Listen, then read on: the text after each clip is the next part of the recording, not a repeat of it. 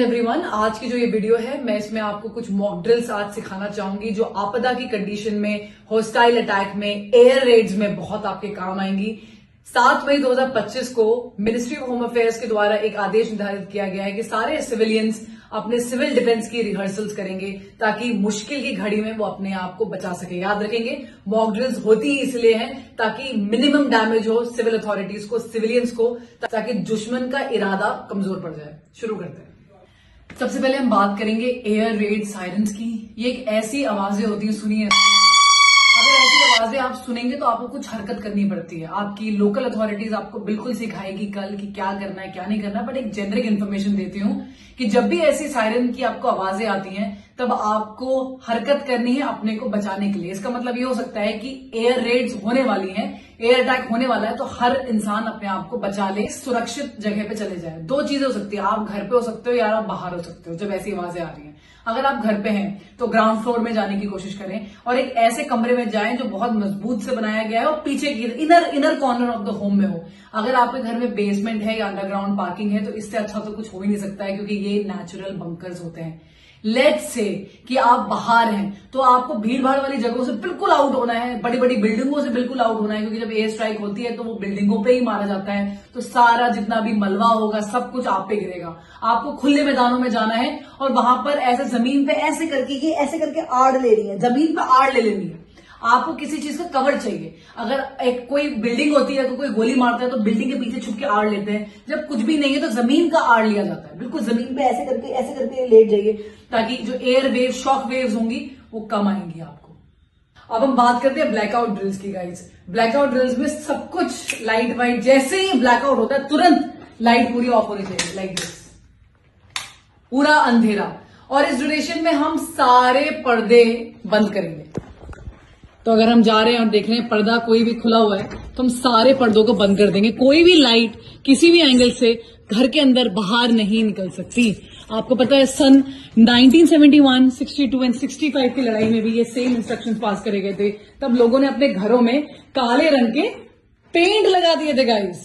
आपको क्या प्रैक्टिस करनी है, आपके पास एक छोटे टॉर्चेस होने चाहिए, आपके घर में हर मेंबर के पास होने चाहिए छोटे वाले, और उस अंधेरे में आपको नेविगेट करना आना चाहिए कि आपके घर की सीढ़ियां कहाँ हैं। धीरे धीरे आप अपने मोबाइल का फ्लैश लाइट यूज कर सकते हैं, बट मैं अवॉइड करती हूँ। क्यों? क्योंकि बैटरी ड्रेन होती है और आपको अपना मोबाइल डेफिनेटली चाहिए ऐसी सिचुएशन में। आप छोटे फ्लैश लाइट यूज करिए और पूरे घर को नेविगेट करिए, कहाँ पे सीढ़ियां हैं, कहाँ पर आपको बाहर निकलना है, कहाँ वो दरवाजा है जहां आपने सोचा था कि आपका इवैक्यूएशन होगा।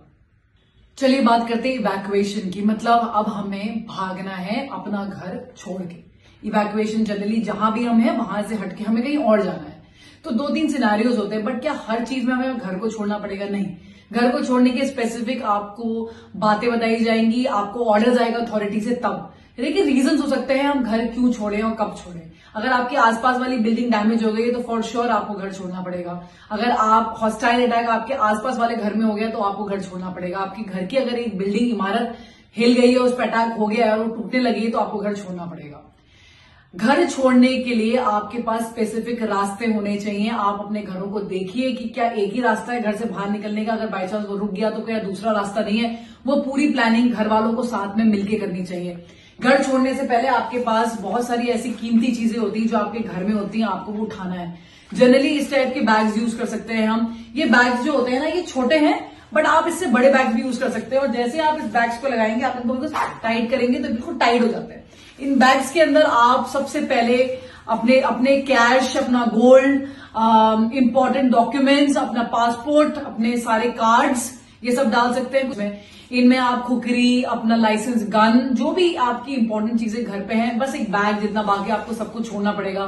चार्जर्स, बैटरी बैंक्स, ये सब आप डाल के निकल सकते हैं। पानी की बोतल ये डालो। और इनफैक्ट काफी बार तो ऐसा होता है ये चीजें ऑलरेडी तैयार होती हैं हमेशा, बस लोग जब भी जैसी आवाज आई सीधे बैग उठाया और सीधे भाग गए। इसके अंदर सब कुछ होता है आपकी प्रोटेक्शन से, पेपर स्प्रे, हर चीज इसके अंदर रखी जा सकती है।